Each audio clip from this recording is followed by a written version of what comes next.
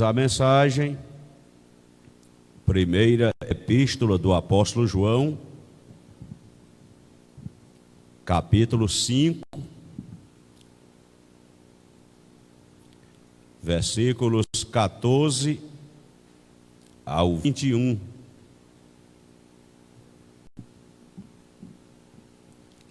Eu espero vocês encontrarem. Não é o Evangelho de João, é a epístola, lá no final da Bíblia, próximo ao Apocalipse. Primeira epístola de João, capítulo 5, versículos 14 ao 21.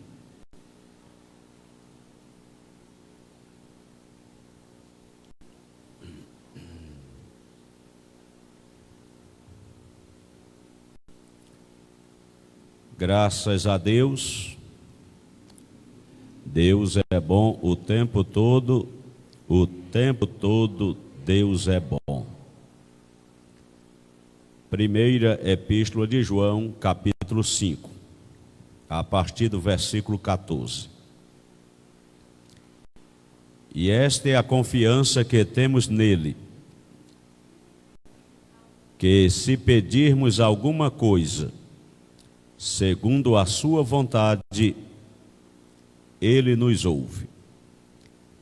E se sabemos que nos ouve em tudo o que pedimos, sabemos que alcançamos as petições que lhe fizemos. Se alguém vir seu irmão cometer pecado que não é para a morte, orará, e Deus dará a vida àqueles que não pecarem para a morte. Há pecado para a morte, e por esse não digo que ore. Toda iniquidade é pecado, e há pecado que não é para a morte. Sabemos que todo aquele que é nascido de Deus não vive pecando, mas o que de Deus é gerado conserva-se a si mesmo, e o maligno não lhe toca. Sabemos que somos de Deus e que todo mundo está no maligno. E sabemos que já o Filho de Deus é vindo e nos deu entendimento para conhecermos o que é verdadeiro. E no que é verdadeiro estamos, isto é, em seu Filho Jesus Cristo. Este é o verdadeiro Deus e a vida eterna. Filhinhos, guardai-vos dos ídolos. Amém. Inicialmente, eu quero chamar a sua atenção dentro dessa narrativa. O apóstolo João utiliza 5 vezes a expressão sabemos. Tendo em vista a ênfase de João em afirmar sabemos, aí eu vou colocar o tema para esta reflexão: verdades que devemos saber. A ideia principal que eu tentarei passar para vocês, baseado neste texto, verdades que devemos saber. E nesse texto há pelo menos 10 verdades. O apóstolo João, ele disse 5 vezes, sabemos. Sabemos. Sabemos. E a quinta vez, sabemos. O apóstolo João, no caso, filho de Zebedeu, irmão de Tiago, também conhecido como o apóstolo do amor, escreveu o evangelho que tem o seu nome, as 3 epístolas, digamos, joaninas, e o livro do Apocalipse. O apóstolo João, dos 12, foi o único que não morreu martirizado. Ainda que houve uma tentativa, por ordem do imperador, ele foi colocado num caldeirão de óleo fervente e nada lhe aconteceu. Finalmente, ele foi exilado na ilha de Patmos, onde recebeu as revelações do Apocalipse acerca das coisas que em breve haveriam de acontecer. Assim sendo, o apóstolo João envelheceu e já no final da sua vida, ele escreve as cartas, escreve a revelação, o Apocalipse. E aqui na primeira carta, na primeira epístola universal do apóstolo João, capítulo 5, a partir do versículo 14, ele destaca algumas verdades que nós devemos saber. Não é que nós podemos, nós devemos saber. Enquanto cristãos, discípulos de Jesus, amantes do Evangelho e da palavra, é nosso dever saber estas verdades. E quais são as verdades que nós devemos saber? O apóstolo João vai mencionar e estarei destacando no texto pelo menos 10 verdades. O texto é claro. Examinando o texto com cautela, com prudência, dá para nós extrairmos cada uma destas verdades. A primeira verdade está no versículo 14. Vamos ler novamente.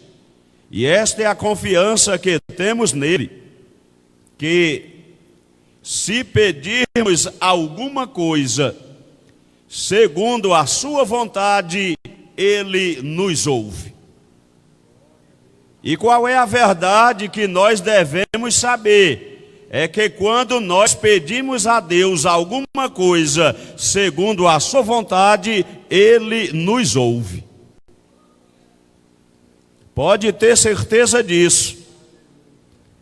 Se a nossa oração está em consonância, em harmonia, se a nossa oração está harmonizada com a palavra de Deus e a sua vontade exaurada nas Escrituras, nós temos uma confiança 100% de que ele nos ouve. Por exemplo, digamos, a irmã, o marido não é crente ainda. E a irmã está orando para Deus salvar o seu marido. Pode ter certeza que esta oração ele tem ouvido. Por quê? Porque a vontade de Deus é que todos sejam salvos e venham ao pleno conhecimento da verdade. Ora, se a vontade de Deus, dita na Bíblia, é que todos sejam salvos, então esta esposa que está orando pela salvação do seu marido, ela está fazendo uma oração dentro da vontade de Deus. Se houver um caso desse, alegre seu coração, Deus tem lhe ouvido. Tranquilize a sua alma, a sua oração tem chegado diante de Deus. E porque nada aconteceu ainda, você que pensa que nada ainda aconteceu. Deus age e às vezes nós não percebemos.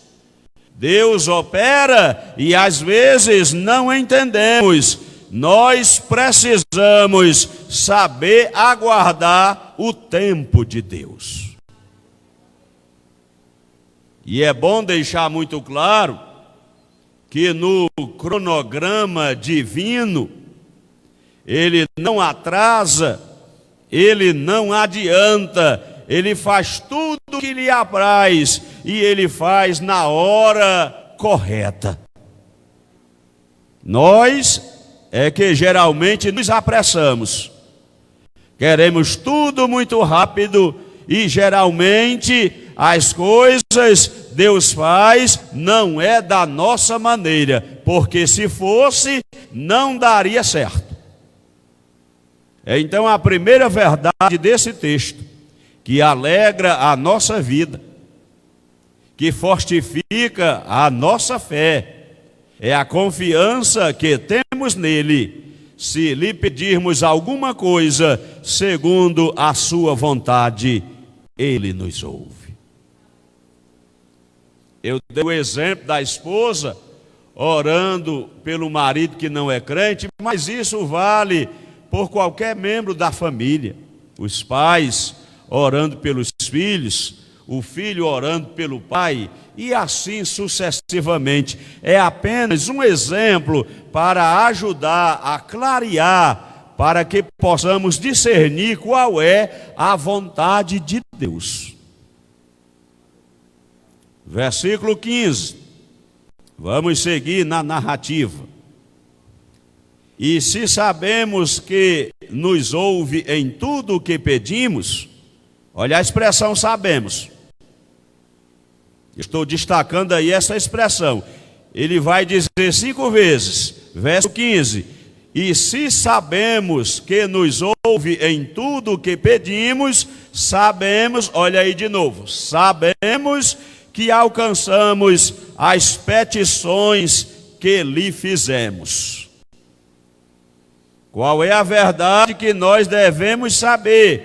É que ele nos ouve em tudo o que lhe pedimos, tudo dentro da sua vontade. Então vocês sabem, tudo aqui não é tudo. Tudo aqui é condicionante, é restritivo. Esse tudo é tudo que pedimos dentro da sua vontade. O tudo aqui é tudo que pedimos que está em harmonia com a vontade de Deus, que está registrada nas Escrituras. E se sabemos que nos ouve em tudo o que pedimos, sabemos que alcançamos as petições que lhe fizemos. Verso 16. Esse aqui merece ainda uma atenção maior. Se alguém vir seu irmão cometer pecado que não é para a morte, orará, e Deus dará a vida àqueles que não pecaram para a morte. Há pecado para a morte, e por esse não digo que ore. toda iniquidade é pecado, e há pecado que não é para a morte. Segunda coisa que devemos saber, que toda iniquidade é pecado. Nós devemos ter esta consciência. Nós devemos ter este conhecimento. Toda iniquidade é pecado. E deixa eu esclarecer que não existe pecadinho e não existe pecadão. Existe pecados. Pecados mais graves, pecados menos graves. Toda iniquidade é pecado. A doutrina do pecado, na teologia, é chamada amartiologia, com H. A amartiologia é a doutrina do pecado. E quando se estuda esta matéria, nós podemos distinguir que há na Bíblia pelo menos 370 classes ou 370 tipos de pecados. A Bíblia discrimina em categorias, uma classificação de pelo menos 370 tipos de pecados. O apóstolo João está dizendo, e é a segunda verdade que devemos saber deste texto, é que toda iniquidade é pecado. O que é a iniquidade? É a desobediência. O que é a desobediência? É a transgressão de uma lei. A palavra pecado significa literalmente errar o alvo. Qual é o nosso alvo? O homem foi criado para a glória de Deus e a adoração do seu nome. O ser humano é a coroa da criação. E o objetivo da criação do ser humano é para que nós possamos glorificar a Deus, adorá-lo na beleza de sua santidade, engrandecê-lo com a nossa vida. Qual é o alvo da nossa vida? Glorificar a Deus, adorá-lo, bendizê-lo, engrandecê-lo. Quando Deus na nossa vida não é glorificado, significa que nós estamos errando o alvo. E quando a pessoa está errando o alvo, qual é o nosso alvo? É Deus, a sua glória, o seu louvor, a sua majestade, a sua grandeza. Então, quando nós não cumprimos o objetivo pelo qual fomos criados, significa dizer que estamos errando o alvo.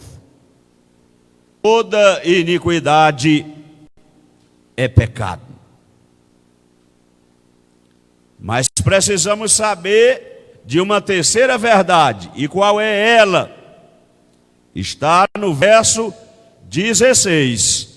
Se alguém vir seu irmão cometer pecado que não é para a morte, orará, e Deus dará a vida àqueles que não pecarem para a morte. Há pecado para a morte, e por esse não digo que ore. Toda iniquidade é pecado, e há pecado que não é para a morte.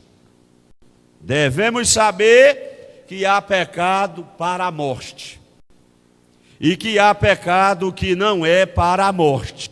Se eu lhe perguntasse, irmão, o que é um pecado para a morte? Você teria a condição de responder? Irmã, o que é um pecado que não é para a morte? E não vamos entrar aqui no pecado imperdoável. Não vá pensar que o pecado para a morte está se referindo à blasfêmia. Não é. Quando a referência é à blasfêmia, a blasfêmia é o pecado imperdoável. Não tem perdão nesta vida e nem terá perdão no porvir.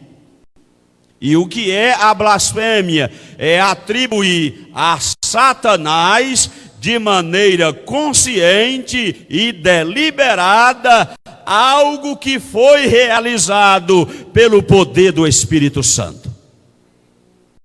Agora entenda, só é blasfêmia quando a consciência deliberação. A pessoa de maneira consciente, de maneira deliberada, de maneira, digamos aspas, ordinária, atribui a Satanás uma coisa que a pessoa sabe que foi operação do Espírito Santo. Exemplo: Jesus cura uma pessoa endemoninhada.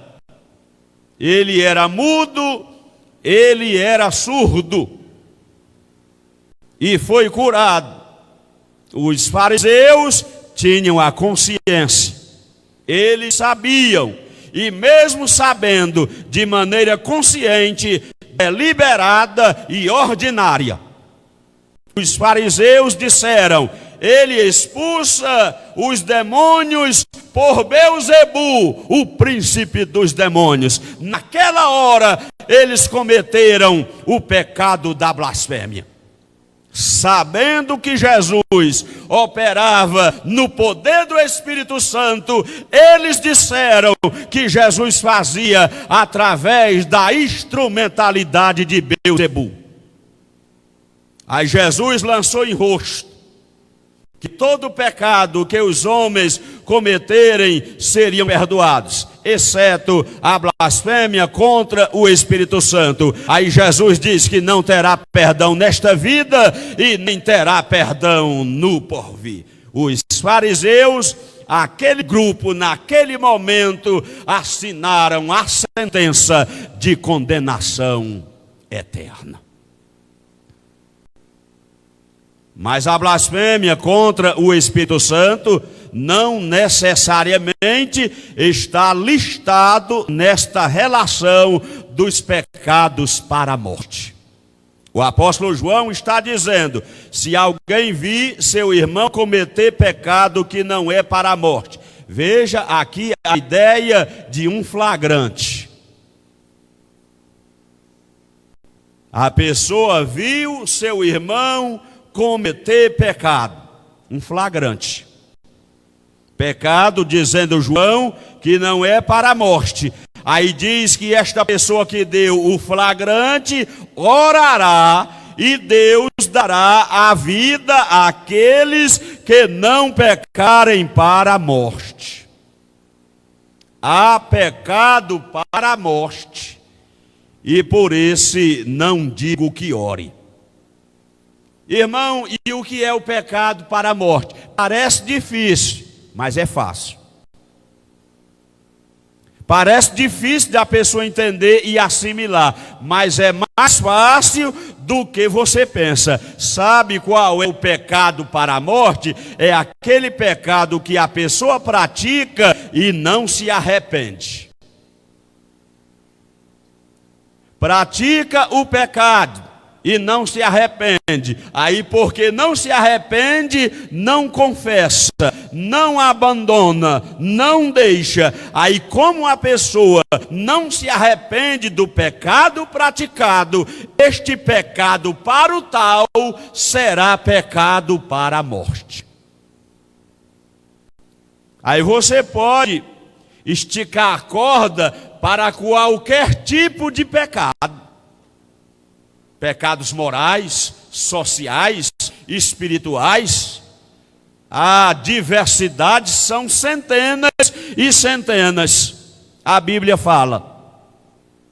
Provérbios, capítulo 28, versículo 13: o que encobre as suas transgressões nunca prosperará, mas o que as confessa e deixa alcançará misericórdia. O que é o pecado para a morte? É aquela prática que a pessoa faz e não se arrepende. No seu coração não há lugar para arrependimento.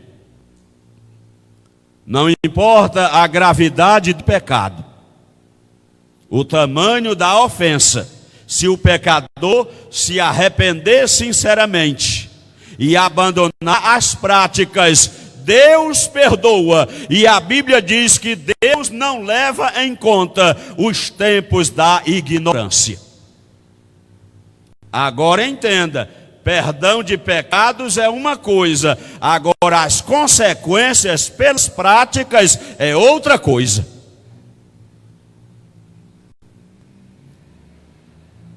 Falando de maneira bem fácil, eu gosto de mostrar o exemplo na prática, na Bíblia. Davi, quando cometeu terríveis pecados, já deveria ter juízo. Ele tinha em torno de 50 anos de idade. Se uma pessoa com 50 anos de idade ainda não tem juízo, dificilmente terá.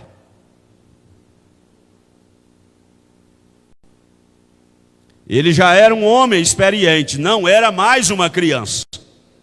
Não era mais um inocente. Ele já era rei há 20 anos. Experiente, maduro, equilibrado, já deveria ter juízo. Ele cometeu 2 terríveis pecados, cada um mais grave do que o outro. Primeiro, adultério. Segundo, homicídio doloso. Primeiro pecado, adultério. Segundo pecado, homicídio doloso intelectual. Por que o homicídio foi doloso? Porque foi planejado. Por que intelectual? Porque ele não matou com as próprias mãos. Ele planejou. Quando a pessoa planeja o crime e não executa, mas faz o planejamento para que alguém o execute, então o homicídio é intelectual. E no caso de Davi é doloso, porque houve o dolo, o planejamento. A sua culpa ainda era maior. O homicídio culposo é aquele que a pessoa não planejou. Entrou numa discussão, luta corporal, aí para não matar, para não morrer, mata. Houve uma discussão, houve um confronto, começou a luta corporal, aí às vezes, durante a luta, a pessoa mata. A pessoa cai, bate a cabeça, quebra o crânio. Bom, houve um homicídio, mas o homicídio aí é culposo, não foi intencional, não foi planejado. A pena é mais branda. A pena é mais leve, principalmente se livrar o flagrante. Mas no caso de Davi, os 2 crimes, adultério, homicídio doloso intelectual, pecados gravíssimos, mas ele se arrependeu. Demorou um certo tempo para o seu arrependimento. Batseba já tinha engravidado, o fruto do pecado. A criança já tinha nascido, já se passaram quase um ano em que Davi encobria o seu pecado. Até que finalmente ele é confrontado. Aí Deus envia o profeta diante dele. Qual era o nome do profeta? O profeta Natã. Vocês conhecem. Capítulo 11 do 2º livro de Samuel. O profeta recebe a ordem, a mensagem, mas a maneira que ele ia entregar a mensagem era por sua conta e risco. Se o profeta chegasse: rei, tu és um adúltero, tu és um homicida, tu vais para o inferno condenado. Davi chamava os soldados e mandava matar ele também. Mas ele teve sabedoria. A entrega da mensagem, aí depende de nós. Deus dá a mensagem. Agora a maneira de entregar a mensagem é por conta do vaso. O profeta era experiente, tinha sabedoria de Deus. Aí ele conta a parábola do homem rico, da cordeirinha. Vocês conhecem. Aí depois que ele conta a história, o rei já estava indignado. Aí Davi diz: é digno de morte o homem que fez tal coisa. Ele mesmo já pronunciou a sentença. Aí o profeta disse: tu és o homem. Aí Davi se humilha. Aí Davi se arrepende. Aí Davi confessa a Deus o seu pecado. Aí escreve o Salmo 51. Deus perdoou Davi ou não? Perdoou. Mas os 20 anos depois do pecado que Davi teve, dos 50 até aos 70, eu não desejo nem para os meus inimigos. A Bíblia mostra as 8 consequências do pecado de Davi. Aí já seria uma outra mensagem. 8 consequências do pecado de Davi. Todo pecado traz consequências. Toda ação traz uma reação. Está escrito lá no livro de Números: sabei que o vosso pecado vos há de achar, cedo ou tarde será revelado. A mentira só dura enquanto a verdade não chega. A pessoa pode enganar um tempo, mas não vai conseguir enganar o tempo todo. E se arrepender, Deus perdoa. Aí o pecado não é para a morte, mas mesmo Deus perdoando, a pessoa terá que pagar a conta. A pessoa vai ter que assumir as consequências do seu pecado. É por isso que o apóstolo João disse: filhinhos, estas coisas vos escrevo para que não pequeis. Voltando ao texto, e é necessário na tela para deixar bem esclarecido: pecados para a morte são as iniquidades praticadas e das quais a pessoa não se arrepende em vida. Aí a pessoa não se arrependeu em vida, então este pecado é para a morte. Aí João diz: e por esse não digo que ore. Verso 17, o apóstolo João está dizendo: há pecado que não é para a morte. Mas ele diz no verso 16: há pecado para a morte, e por esse não digo que ore. Ora, se a pessoa não se arrepende do seu pecado, a Bíblia não está dizendo para orar. Ela também não está dizendo para não orar. Preste atenção. Veja o que o apóstolo João está dizendo. 1 de João 5,16. Há pecado para a morte, vírgula. E por esse não digo que ore. Ele não está recomendando orar, mas ele também não está dizendo para não orar. O que ele está dizendo é que não há um mandamento. Não há um princípio bíblico do nosso dever de orar por alguém que não se arrepende dos seus pecados.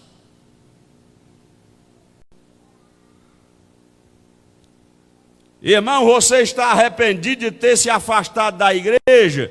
Uma vez o irmão me disse: irmão, eu não tenho nenhum arrependimento, a igreja não faz a menor falta para mim. Antes eu tivesse saído mais cedo. É um infeliz condenado, não é? Eu vou orar por uma miséria dessa? Eu vou orar por um malfeitor desse, irmão? Antes tivesse saído antes da igreja, não sinto a menor falta, não estou arrependido, então é por tua conta e risco. A mente está cauterizada, a mente está amortecida, perdeu a sensibilidade espiritual. O apóstolo João está dizendo: há pecado para a morte, e por esse não digo que ore. Eu vou gastar tempo orando pelos meus irmãos, orando pelas nossas necessidades, orando por aqueles em quem ainda há espaço para arrependimento, para ver se Deus usa de misericórdia para com estes ou aqueles. Ainda no verso 16, irmãos, se for ler a palavra e analisá-la na sua íntegra, realmente meditar, expor, examinar, o poço é fundo. Verso 16: se alguém vir seu irmão cometer pecado e não é para a morte, orará, e Deus dará vida àqueles que não pecarem para a morte. A pessoa deu o flagrante. Irmão, o que é isso, irmão? Irmão, o que você está fazendo? Irmão, tenha cuidado, peça a Deus misericórdia. Irmão, não faça isso. Aí a pessoa se arrepende, a pessoa cai em si, aí a pessoa se arrepende. Aí quando a pessoa se arrepende, aí o texto fala: orará e Deus dará a vida àqueles que não pecarem para a morte. Qual é o pecado que não é para a morte? É aquele que a pessoa se arrepende. A pessoa se arrepende, e a prova de que alguém está arrependido é a pessoa confessar. A prova de que alguém não está arrependido é a pessoa negar. Existem provas, diversas pessoas viram a prática do pecado, já é público e é notório, mas quando a pessoa é pressionada, ele nega, ela nega. Não, irmão, não fiz isso não, Deus me livre, irmão. Às vezes, descaradamente, toma santa ceia. Toma santa ceia, não, irmão, come pão. Toma o suco da uva, descaradamente, em flagrante delito e pecado, mas a Bíblia diz que come e bebe para a sua própria condenação, não discernindo o corpo do Senhor. Por causa disso, há entre vós muitos fracos e doentes, e muitos que dormem. É muita coragem ou muita cara de pau estender a mão e pegar um pedaço de pão e botar a goela abaixo, em pecado. Mas a Bíblia diz que horrenda coisa é cair nas mãos do Deus vivo. Há pecado que não é para a morte. Seguindo no texto: se alguém vir seu irmão cometer pecado que não é para a morte, orará. Nós temos um advogado. Citando novamente o texto: filhinhos, estas coisas vos escrevo para que não pequeis. Se todavia pecardes, estáis condenado. É assim? É não. Se todavia pecardes, tendes um advogado junto ao Pai, Jesus Cristo o justo. Ele hoje é o advogado. Aqueles que se arrependem, confessam e abandonam, encontram misericórdia. O que encobre as suas transgressões nunca prosperará, mas o que as confessa e deixa. Olha bem, confessar e abandonar. Às vezes confessa, pressionado, coagido, chantageado, ameaçado, confessa, mas não abandona. Depois, quando passa o remorso, remorso é uma coisa, arrependimento é outra. O que é o remorso? É a consciência pesada. É a consciência martelando. Judas, tocado de remorso, ele veio devolver as 30 moedas de prata. Você sabia que Judas, ele fez isso tocado de remorso? É só examinar a Bíblia em Mateus capítulo 27, lá pelo versículo 3 e 4, na versão Almeida Revista e Atualizada. Não adianta me apresentar a versão corrigida. A versão corrigida vai dizer que ele trouxe arrependido, mas a versão atualizada diz que ele trouxe tocado de remorso. Se Judas tivesse se arrependido, Deus o teria perdoado, sim ou não? Sim. Nós temos que falar objetivamente, explicando as razões plausíveis, lógicas, dentro das Escrituras. Se Judas tivesse se arrependido em vida, Deus o teria perdoado, mas ele não se arrependeu, ele estava com remorso.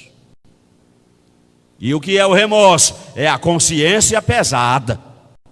É a consciência martelando, mas a pessoa apenas está com remorso, não se arrepende, porque arrependimento é mudança. A mudança na mente, a mudança no coração, a mudança de vida. Se não houver mudança, não houve arrependimento. Mas a Bíblia está dizendo: o que encobre as suas transgressões nunca prosperará, mas o que as confessa e deixa alcançará misericórdia. Se a pessoa não se arrepende, ela nega até o fim, ela nega até na hora da morte. Não, rapaz, aqui está a imagem. Não, aqui não sou eu não, é alguém parecido comigo. Mas aqui está o áudio. Não, não é a minha voz. Aqui está a filmagem, não sou eu. Fica negando descaradamente. Por quê? Porque não se arrepende. As testemunhas, a foto, o áudio, a imagem, mas o elemento ainda nega. É a prova de que não se arrependeu.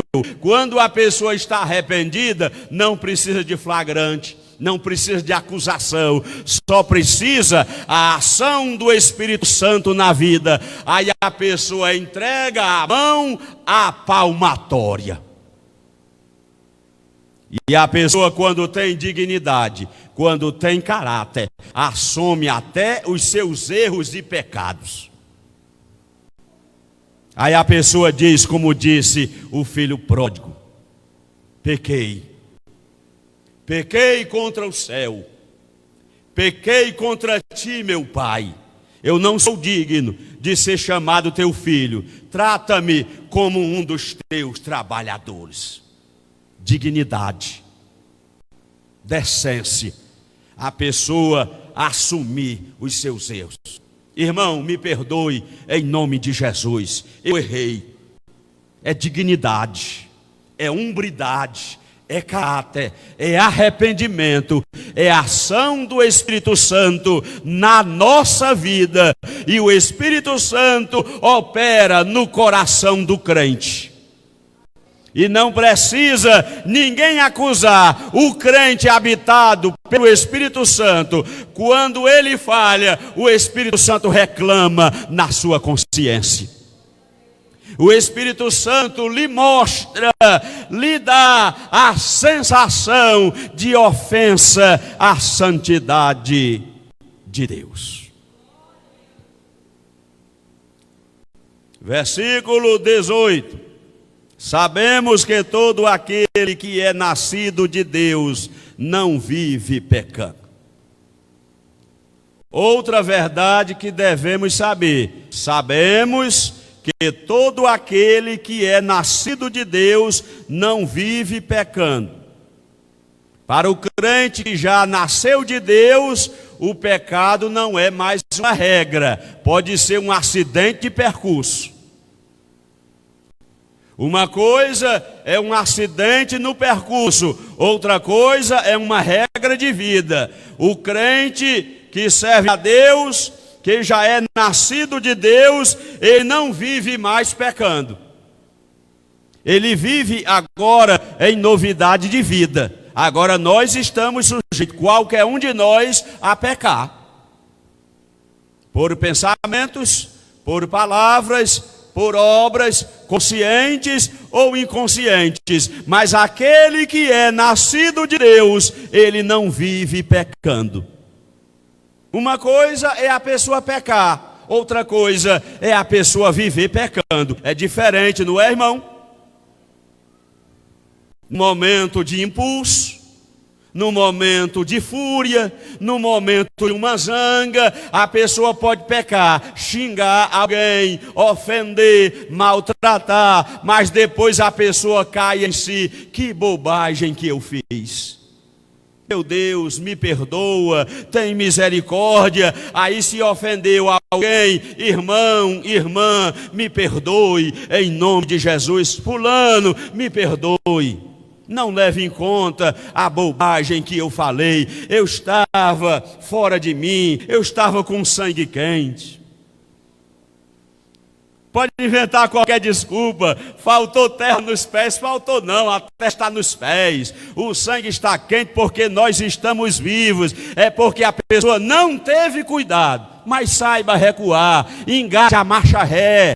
Peça desculpas, peça perdão, se retrate. Isso é de quem quer morar no céu.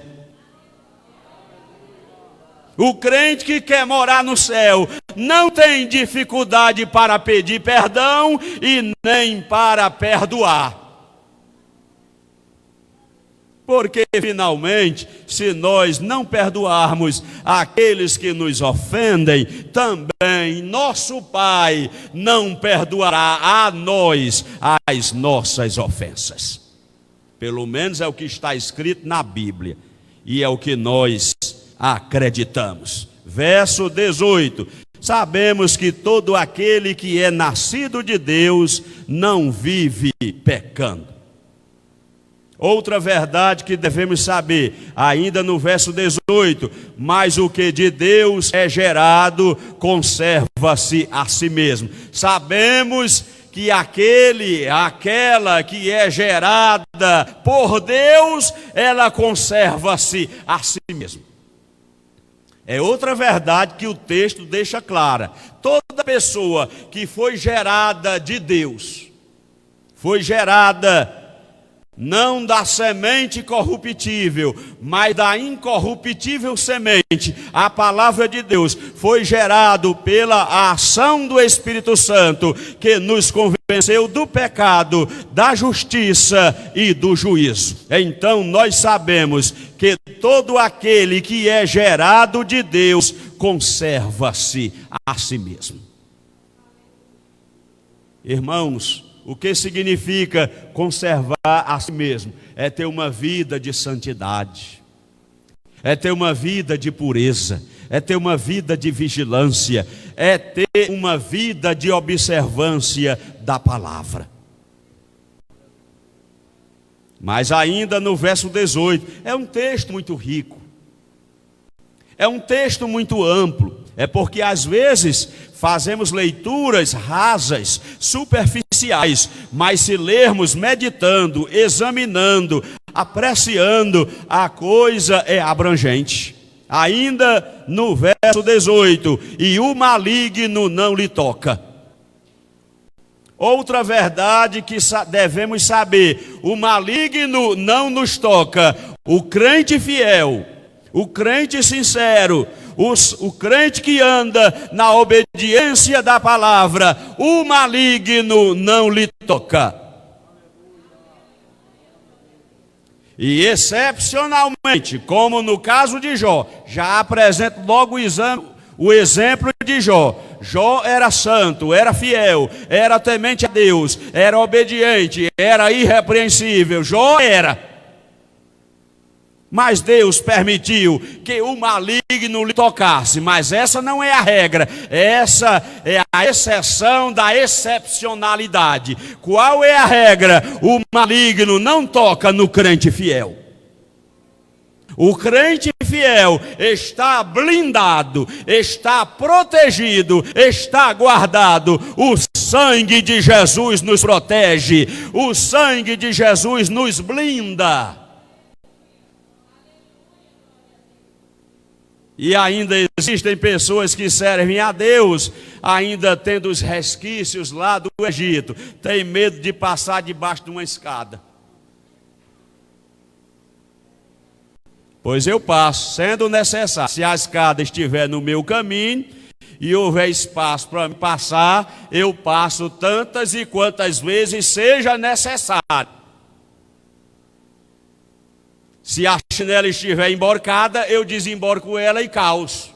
Se a galinha for preta, vai para a panela e vou fazer um pirão. Se o gato for preto, eu não estou preocupado. O rato vai fugir dele.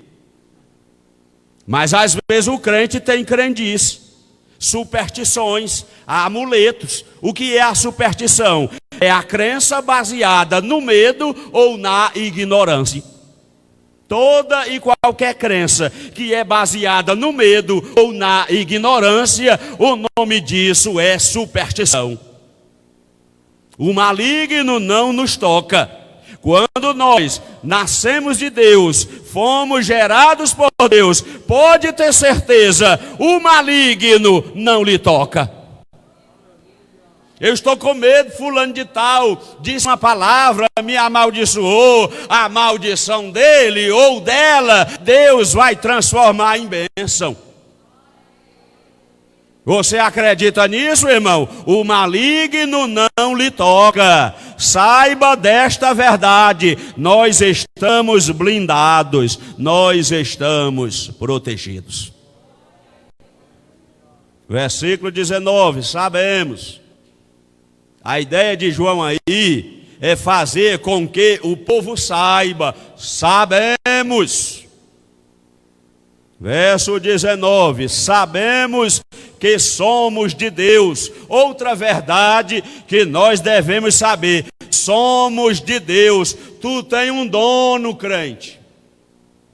Nós temos um dono, nós somos propriedades exclusivas de Deus. Eu não sou ninguém, tu é alguém. Tu é de Deus, nós somos dele, somos propriedades de Deus, e quem toca na propriedade de Deus, na menina dos seus olhos, está tocando no próprio Deus. Sabemos que somos de Deus. Outra coisa que devemos saber, todo o mundo está no maligno. Ele não está dizendo que todas as pessoas estão no maligno, ele não está dizendo isso. Ele está dizendo que todo mundo, todo o sistema organizacional, social e político está no maligno. O sistema estabelecido é guiado, é controlado pelo maligno. É por isso que nós vemos tanta miséria acontecendo. É porque o mundo inteiro jaz no maligno. Versículo 20. Sabemos, novamente, sabemos que já o Filho de Deus é vindo. A primeira vinda de Jesus. Sabemos que ele já veio. A sua primeira vinda. Sabemos que ele nos deu entendimento para conhecermos o que é verdadeiro. Outra verdade que nós devemos saber é que ele nos deu entendimento.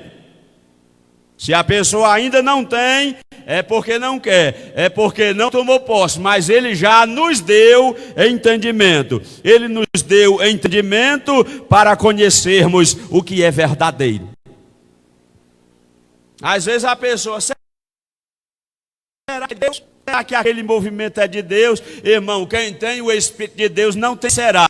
Ele tem certeza pela palavra. Sabe o que é de Deus e sabe o que não é de Deus. Nós sabemos que Ele nos deu entendimento para conhecermos o que é verdadeiro. Outra coisa que devemos saber, e no que é verdadeiro estamos. O crente, quando tem certeza de que está no que é verdadeiro, ele não duvida, ele não recua, ele não retrocede, ele apenas avança. Ele sabe que está no que é verdadeiro, está firmado na rocha, está firmado no que é verdadeiro. João diz, e no que é verdadeiro estamos. Aí, para não ter nenhuma dúvida, ele esclarece, isto é, em seu Filho Jesus Cristo. Este é o verdadeiro Deus.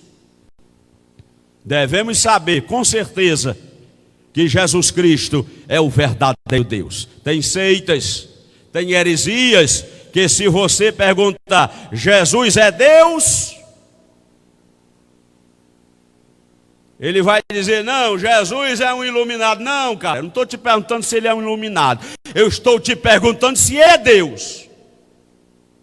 Aí ele vai tentar escapulir. Não, Jesus foi um sábio. Não estou te perguntando se ele foi sábio. Eu estou te perguntando se ele é Deus. Aí continua apertando. Não, ele foi um filósofo. Não te pergunto se ele foi filósofo. Eu estou te perguntando se ele é Deus. Aí depois de apertar e imprensar, ele vai dizer que Jesus não é Deus. Aí na hora que ele diz que Jesus não é Deus, nós podemos dizer pela Bíblia, você é do diabo. É do anticristo. Lobos em peles de ovelhas. Não vou dar nome aos bodes, porque estamos aqui numa transmissão ao vivo e é necessário ter cautela e prudência. Mas todos vocês sabem, pelo menos a maioria, de seitas e heresias que negam que Jesus é Deus. Mas a Bíblia está dizendo, este é o verdadeiro Deus e a vida